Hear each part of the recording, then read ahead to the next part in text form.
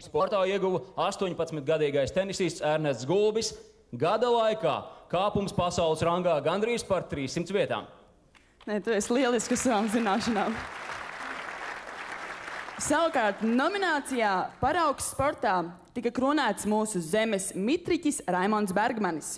2006. gada labākās komandas lauri jau 2. gadu pēc kārtas tika Latvijas nacionālajai sieviešu basketbola komandai. Bet balvu par mūža ieguldījumu saņēma ilgadējais un populārais Latvijas hokeja ārsts Jānis Kvēps. Tik tiešām aplausi šiem Latvijas sporta izcilniekiem. Nu ko, nekavēsimies pirmās daļas atmiņās. Es domāju, 8 nominācijas, diezgan daudz mums šovakar vēl jāpaveic. Un pirmā nominācija 2. daļā. Latvijas labākais sporta skolotājs 2006. gadā. Lai noteikti šīs balvas ieguvēju, uz skatuves aicinu Edgaru Šnepu. Edgars Šneps, Latvijas nacionālās basketbola komandas bijušais spēlētājs un tās ilgadējais kapteinis. Bijušais valsts vienības direktors un vairākkārtējs Latvijas čempions. Šobrīd Izglītības un zinātnes ministrijas valsts sekretāra vietnieks sporta jautājumos. Labvakar. Viņš ir foršs. Ja kādam kaut kas nesanāk, viņš palīdz. Viņš ir izdomājis tik daudz skolas pasākumus. Viņa ir labākā skolotāja skolā. Viņa ir smuka, stingra un forša. Man patīk, ka sporta stundā viņš jokojas. Un tas, ka viņš parasti dzied. Es gribētu, lai skolotājs būtu mans otrs tētis. Paldies, skolotāji, par to, ka jūs man iedevāt sporta bikses, jo savādāk man vispār nebūtu sporta bikšu. Šie ir tikai daži citāti no vairāk nekā 100 atbalsta vēstulēm, ko skolēni rakstījuši par saviem skolotājiem. Skolotājiem, kas nominēti gada balvai sportā. Šo balvu skolotājiem pirmoreiz pasniedzām pirms gada. Šī balva tiek piešķirta par nesautību, par labi padarītu darbu. Darbu, ko ikdienā mēs varbūt neredzam un nejūtam, bet iet laiks, un mēs saprotam, ka tieši skolā gūtās iemaņas un rakstura īpašības ir tās, kas mums palīdz ikdienas dzīves grūtībās, un iespējams arī sasniegt virsotnes sportā Latvijā, Eiropā un pasaulē. Dāmas un kungi, man ir tas gods pieteikt kandidātus Latvijas gada balvai sportā 2006. gadā nominācijā Gada sporta skolotājs. Lūdzu video.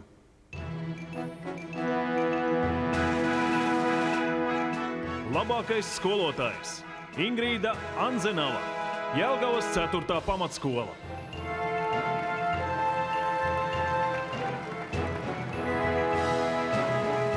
Austris Āboliņš, Drabešu internāta pamatskola.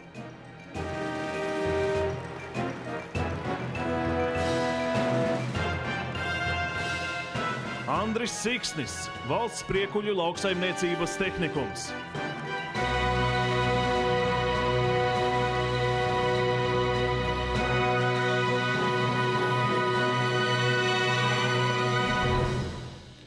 Sakot paldies visiem Latvijas sporta skolotājiem, atļaujiet man paziņot, ka titulu ieguvējs Latvijas gada balva sportā 2006 nominācijā Gada sporta skolotājs ir Austris Āboliņš.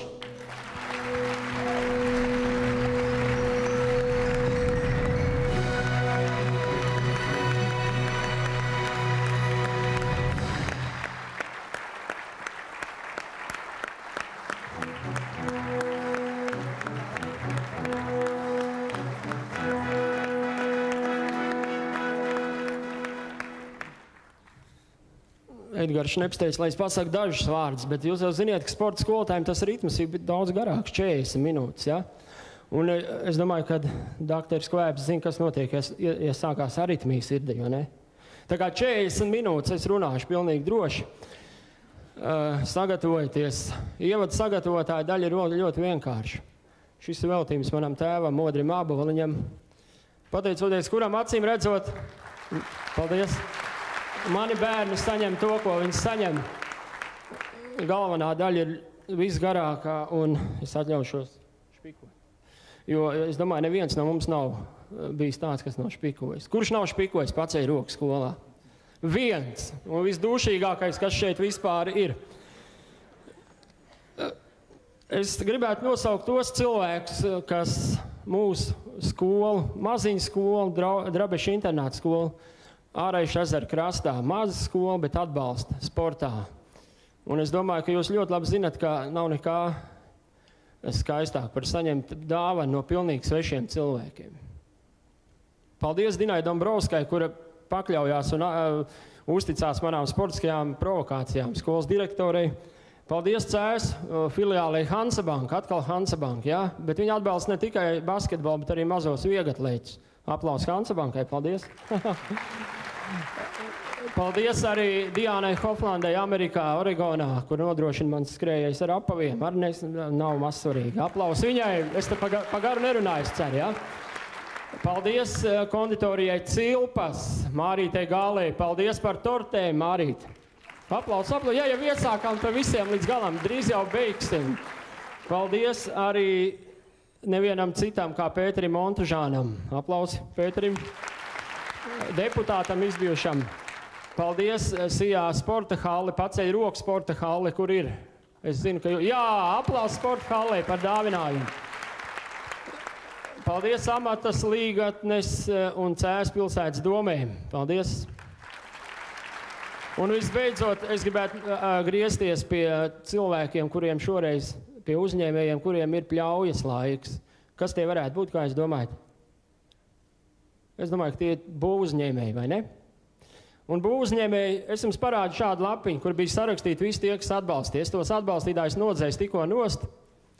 Ar krītu viņi bija uzrakstīti, un šeit mēs jūs gaidām ar saviem buldozeriem, asfalta kannām un akmeņiem, jo es domāju, savest kārtībā viens lauku internāta skolas sporta lauku, jums tas neprasīs absolūti neko. Mēs jūs gaidām, ja ne pirmdien, tad trešdien. Paldies!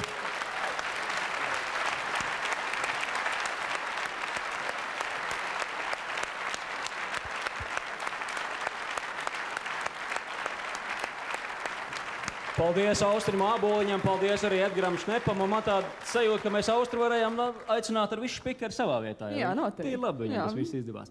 Labi, laimīgie drābeši skolnieki, viņiem tik tiešām izskatās ir paveicies. Urā!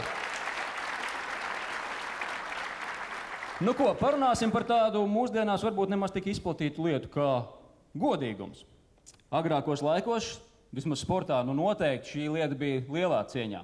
Un joprojām daudzos sporta veidos tiek pasniegta balva, kas saucās angliski fair play vai balva par godīgu cīņu. Jā, arī mums tāda ir. Un Latvijas gada balva sportā 2006 tiek pasniegta nominācijā